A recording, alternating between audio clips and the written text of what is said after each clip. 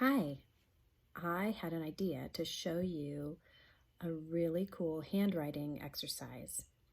Now, if you go to Montessori school, this will seem really familiar, but I'm going to show you a way you can do this thing that you already love from Montessori school that you can do with things from your own home. I gathered a few things. I've gathered some pencils and some paper. I'm using colored pencils. I've got green, blue, and purple, and then some things that are different shapes that you can trace. I'm just going to start with duct tape.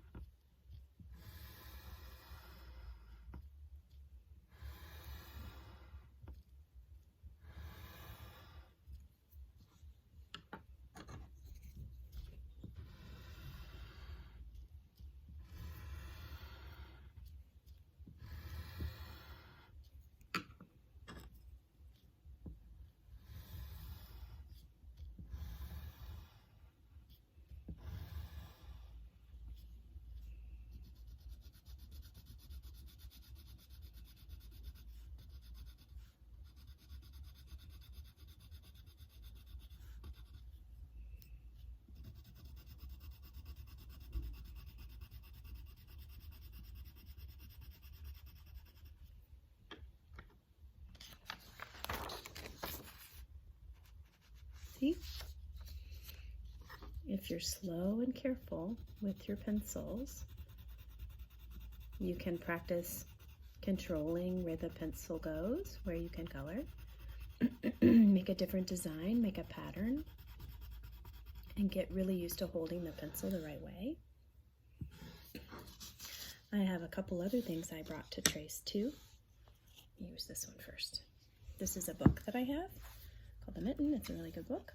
I'm going to be really careful not to get the pencil on the book because I want the book to be really nice for a really long time. So I'm going to lay it on my paper, hold it steady, and careful not to get pencil on it, on the book itself, only on the paper.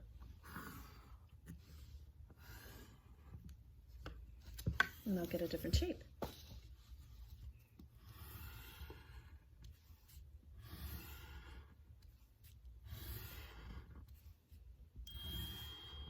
See, it works the same with different shapes, and here's another shape I thought might be fun to trace too. Let's see what that looks like.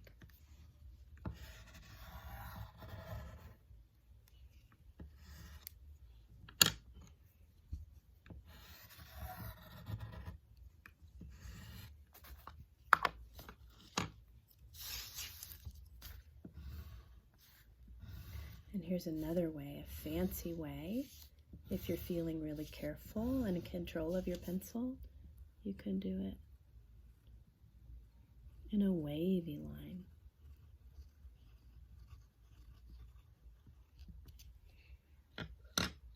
So these exercises are things you can do with objects around your own house on paper that get your hand really ready for writing a lot of letters, or being really careful with your pencils for cursive writing or coloring.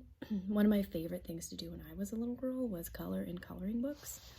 And so I have some coloring pages that I'm using to do some, just using the same technique to help me stay in the lines when I color. It takes a lot of practice, but it's a really fun concentrating exercise and hand exercise. You can color whatever color you want and stay in the lines if you practice. And then once you get really, really good at coloring, see if I have a regular writing pencil. I don't have one. But I would use a regular writing pencil for this part. And then it's the same idea, starting at the top line and stopping at the bottom line. Some handwriting practice.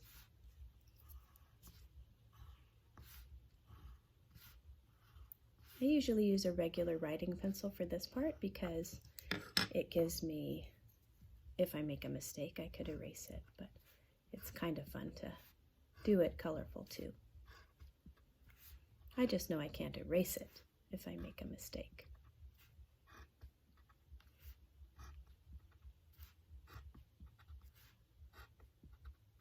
Slow and careful, letting your letters and your numbers sit on the line.